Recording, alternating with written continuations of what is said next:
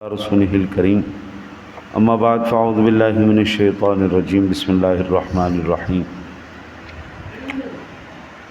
صدر الشریعہ بدر الطریقہ حضرت علامہ مفتی محمد امجد علی اعظمی رحمۃ اللہ القوی فرماتے ہیں، بار شریعت کے تیسرے حصے کی جلد نمبر 1 ہے، صفحہ نمبر 471 پر، کہ اقامت کے وقت کوئی شخص آیا اور اسے کھڑے ہو کر انتظار کرنا مکروہ ہے، بلکہ بیٹھ جائے۔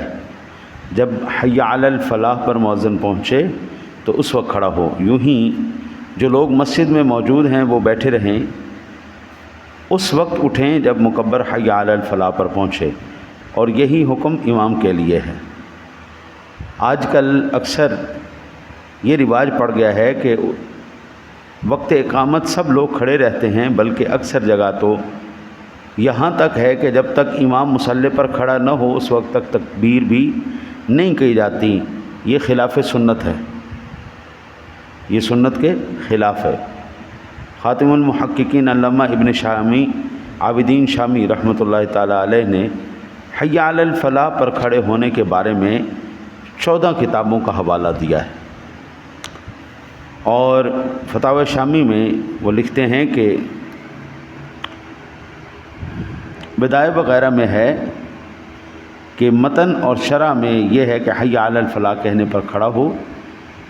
شیخ اسماعیل رحمۃ اللہ تعالی نے اس قول کو عیون المذاہب، فیض، وقایہ، نقایہ، حاوی، مختار کی طرف منسوب فرمایا ہے، اور میں کہتا ہوں کہ اس پر ملتقی کے متن میں بھی اعتماد کیا ہے اور پہلے کو کیل کے ساتھ نقل کیا ہے، لیکن علامہ ابن کمال رحمۃ اللہ تعالی علیہ نے اپنے قول ہی کی تصحیح نقل کی ہے۔ ان کی عبارت یہ ہے کہ ذخیرہ میں ہے، فرمایا امام اور مقتدی اس وقت کھڑے ہوں جب مؤذن حی علی الفلاح کہے، یہی ہمارے علماء ثلاثہ کے نزدیک حکم ہے۔ رد المختار کی دوسری جلد صفحہ نمبر 216۔ 14 کتابوں کا حوالہ علامہ ابن شامی قدس سرہ سامی نے ذکر فرمائے۔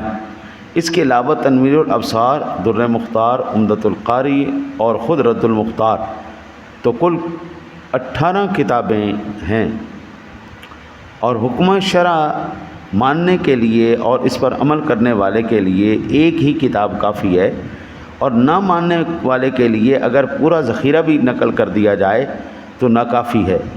خلیفہ اعلیٰ حضرت ملک العلماء محدث کبیر حضرت علامہ مولانا مفتی ظہیر الدین بہاری رحمۃ اللہ الباری نے اس موضوع پر ایک رسالہ تنویر المصباح کے نام سے تعریف فرمایا ہے، جس میں آپ نے 50 کتابوں کے حوالے سے اس مسئلے میں احناف کے موقف کو واضح کیا ہے۔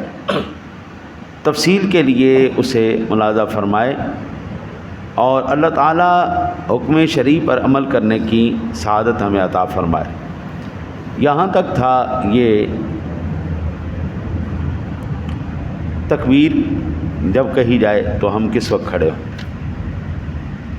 حضرت اب انشاءاللہ تعالی العزیز ابھی میں صرف مختصر تعارف کروا دیتا ہوں، اگلے درس میں باقاعدہ طور پر نمازوں کا وقت شروع کریں گے۔ دن رات میں کل 5 نمازیں فرض ہیں، فجر، ظہر، عصر، مغرب اور عشاء۔